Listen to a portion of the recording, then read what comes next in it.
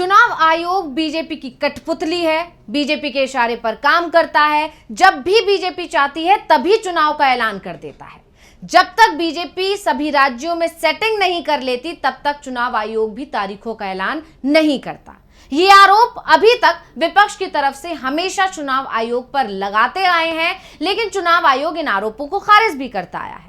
लेकिन इस बार बीजेपी के ही एक दिग्गज ने इन तमाम आरोपों पर मोहर लगा दी और अब जेएमएम ने यानी झारखंड मुक्ति मोर्चा ने बीजेपी को घेर लिया है।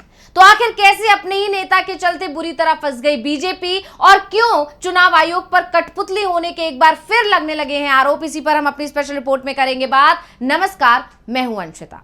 महाराष्ट्र और झारखंड में चुनाव है और इसी को लेकर सभी दल तैयारियों में जुटे हुए हैं। सीट शेयरिंग की बातें हो रही हैं, योजनाओं की बातें हो रही हैं, घोषणा पत्र की बातें हो रही हैं और इसी को लेकर हिमंता बिस्वा शर्मा, जो कि बीजेपी के फायर ब्रांड नेता हैं, असम के मुख्यमंत्री हैं, वो भी सीट शेयरिंग को लेकर जानकारी दे रहे थे क्योंकि वो झारखंड में प्रभारी हैं चुनाव के।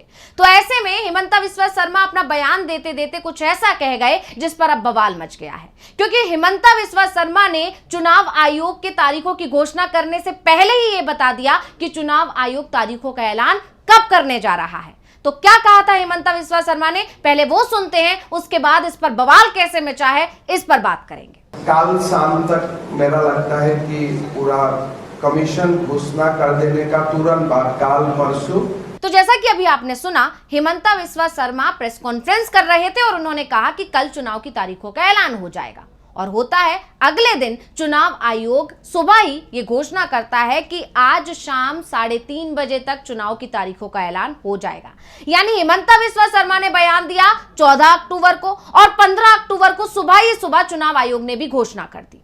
अब इसी के बाद से चुनाव आयोग पर कठपुतली होने के आरोप लग रहे हैं।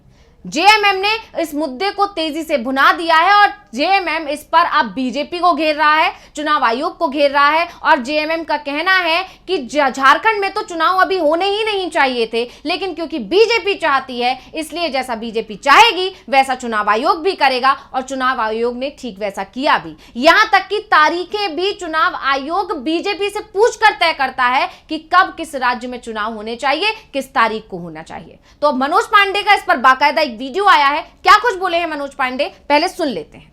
देखिए, तैयार तो हम हमेशा इलेक्शन मोड में ही रहते हैं, क्योंकि हम जनहित के काम करते हैं। हमारा जो कमिटमेंट होता है वो धरातल पर उतरता है। जन सेवा के माध्यम से राजनीति का एक उत्कृष्ट उदाहरण आपको मिलेगा झारखंड में हेमंत सोरेन जी की सरकार में।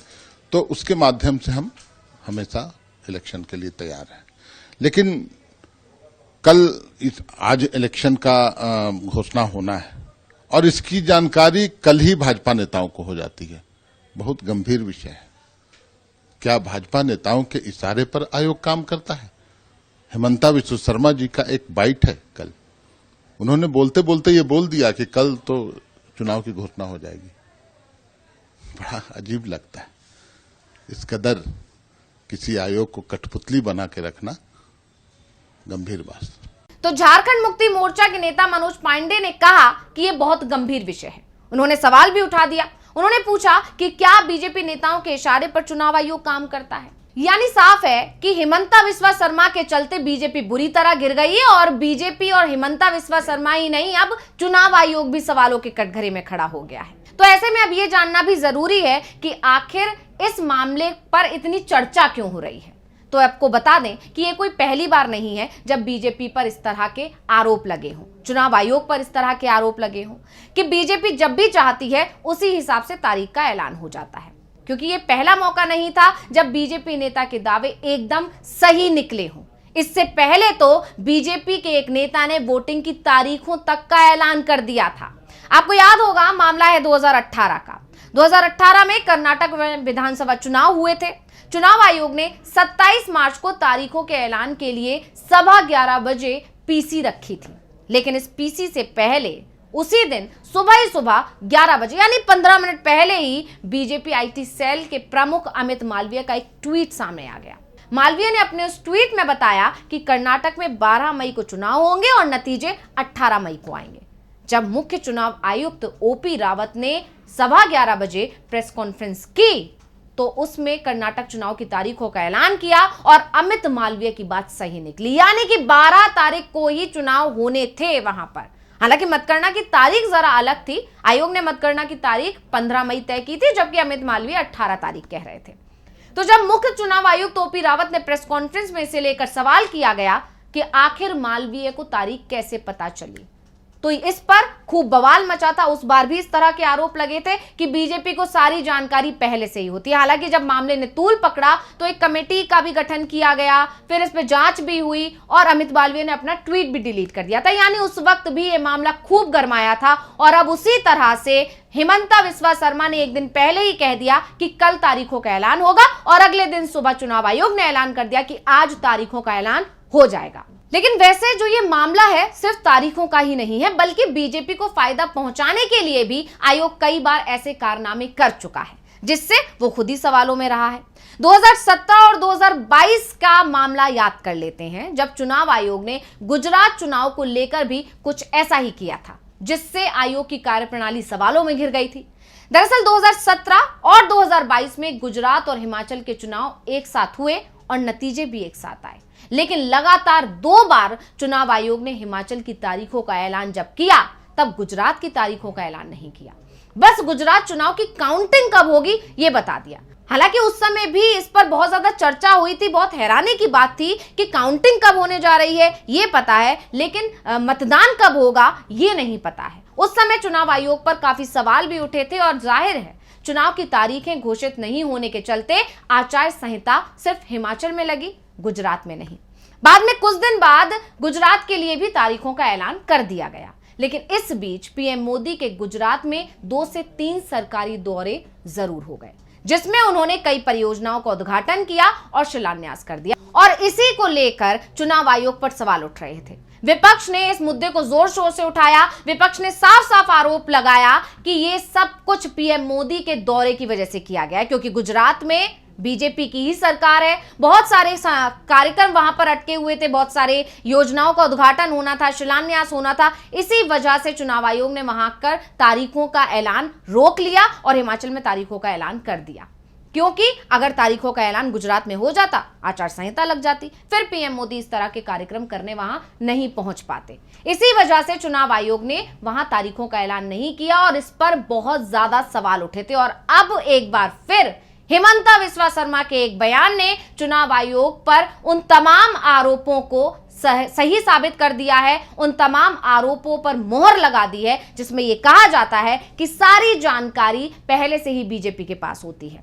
नहीं तो ये दावा यह किया जाता है कि बीजेपी पूरी लिस्ट बनाकर चुनाव आयोग को देती है कि कब कब क्या क्या करना है और कैसे करना है, और फिर चुनाव आयोग कठपुतली की तरह आकर सिर्फ और सिर्फ ऐलान कर देता है। तो ऐसे में ये आरोप क्यों लगते आए हैं बीजेपी पर कि वो अपने हिसाब से चुनाव कराती है, कैसे वो चुनाव आयोग को अपने इशारे पर नचाती है, इसको लेकर जेएमएम की नेता महुआ माझी का भी एक बयान आया है, उसे पहले सुन लेते हैं। महाराष्ट्र का तो हम लोग समझ सकते हैं कि उनका टाइम आ गया है, लेकिन हमारा तो 1 महीना बाकी है और ये फेस्टिवल का महीना है। यहाँ पर दिवाली है, छठ है, बहुत बड़े बड़े फेस्टिवल्स हैं।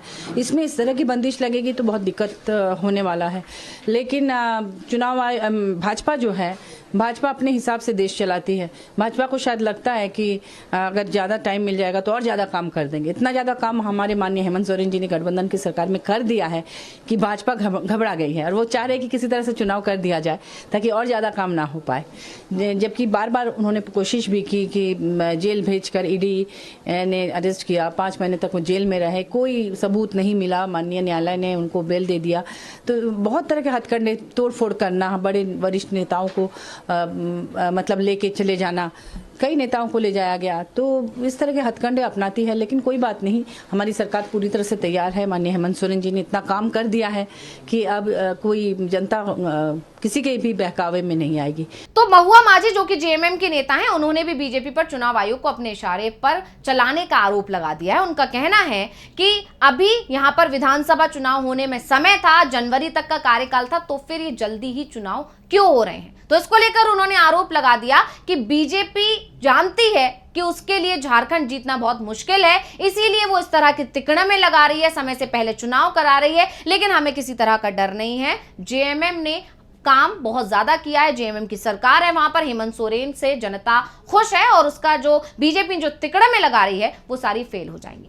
अब इस तरह के आरोप क्यों लग रहे हैं कि जेएमएम में चुनाव बाद में होने थे लेकिन समय से पहले कराए जा रहे हैं, तो हम आपको बता दें कि झारखंड में विधानसभा चुनाव राज्य की सभी 81 सीटों पर होना है। झारखंड विधानसभा का कार्यकाल 5 जनवरी 2025 को समाप्त होने वाला है। वहीं महाराष्ट्र की अगर बात की जाए तो 2019 में महाराष्ट्र में एक चरण में चुनाव कराए गए थे, तब 21 अक्टूबर को वोटिंग हुई थी और 24 अक्टूबर को नतीजे घोषित हुए थे। वहीं झारखंड में 5 चरणों में चुनाव कराए गए थे।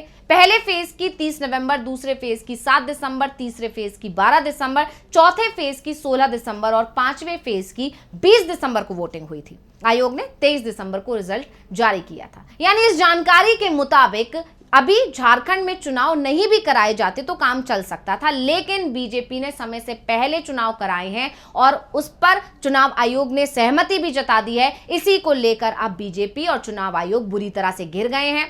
झारखंड मुक्ति मोर्चा खुलकर यह आरोप लगा रहा है कि बीजेपी झारखंड में बहुत ज्यादा फंसी हुई है और उसकी ये मुश्किलें उसके सहयोगी भी बढ़ा रहे हैं, उसके अपने नेता भी बढ़ा रहे हैं। और क्योंकि सीट शेयरिंग का मुद्दा फंसा हुआ है, मतलब बहुत सारी चीजें ऐसी है जिससे बीजेपी फंसी हुई है, इसीलिए उसने झारखंड में समय से पहले चुनाव करा के कुछ फायदा उठाने की कोशिश की है।